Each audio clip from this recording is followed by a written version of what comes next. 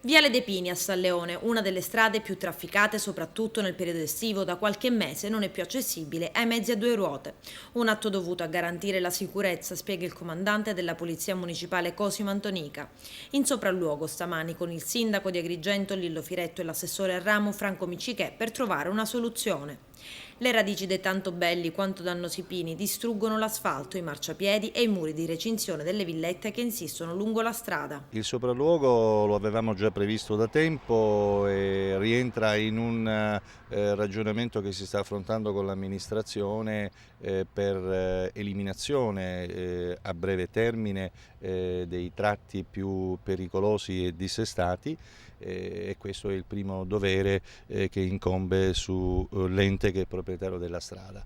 Naturalmente si stanno facendo anche delle valutazioni a medio e lungo periodo, perché Viale dei Pini, come sapete, è un asse strategico che merita di una soluzione definitiva per quelle che sono le note problematiche che sono causate dai pini.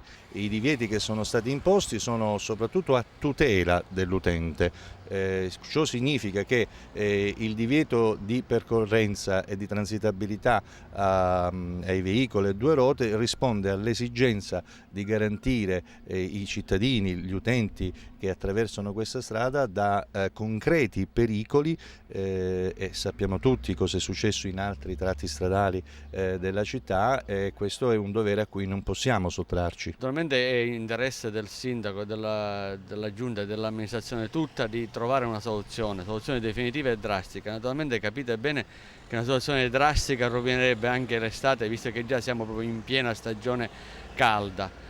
Stiamo cercando, studiando sempre con i tecnici e col sindaco, nell'immediato sicuramente di trovare una soluzione poco esosa e sicuramente utile.